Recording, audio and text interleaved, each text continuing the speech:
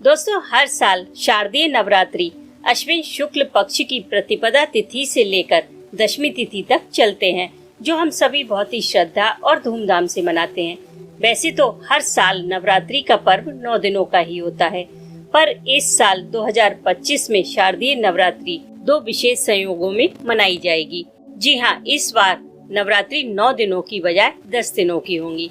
इस बार ये नवरात्रि 22 सितंबर दिन सोमवार से शुरू होकर 1 अक्टूबर दिन बुधवार तक रहेंगे। अगले दिन यानी कि 2 अक्टूबर दिन गुरुवार को विजयदशमी यानी कि दशहरा मनाया जाएगा और इसी दिन चौकी विसर्जन और कलश विसर्जन करके नवरात्रि व्रत का समापन हो जाएगा। इस साल शारदीय नवरात्रि का पहला दिन 22 सितंबर दिन सोमवार को है।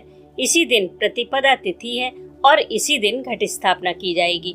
प्रतिपदा तिथि का प्रारंभ 21 सितंबर की मध्य रात्रि 1:23 पर हो रहा है, यानी कि 22 सितंबर प्रातः 1:23 पर और प्रतिपदा तिथि का समापन 23 सितंबर प्रातः 2:55 पर हो रहा है।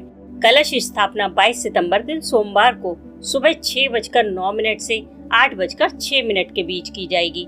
इसके अलावा दूसरा अभिजीत मुहूर्त सुबह 11:49 से दोपहर 12:38 तक है। वैसे तो आप यही कोशिश करें कि सुबह 6 बजे से लेकर 8 बजे के बीच में घट स्थापना कर ले, लेकिन अगर किसी वजह से ना कर सके तो दूसरे अभिजीत मुहूर्त में अवश्य कर ले।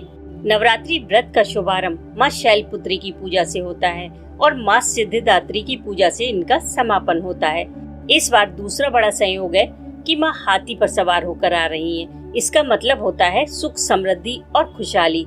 इस बार एक तिथि बढ़ी हुई है जो कि तृतीया तिथि है, इसलिए माँ चंद्रघंटा की पूजा 24 और 25 सितंबर दोनों दिन की जाएगी।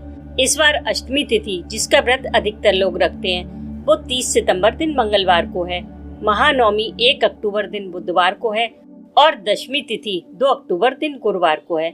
चौकी विसर्जन और कलश विसर्जन इस बार 2 अक्टूबर दिन गुरुवार को किया जाएगा, जिसका समय सुबह 6:15 से 8:37 के बीच है।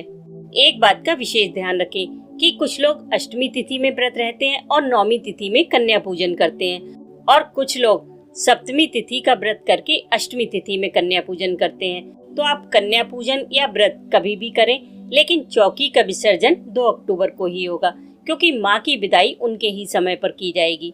आपके यहाँ व्रत किस दिन करते हैं, सप्तमी को या अष्टमी को? जरूर बताइएगा।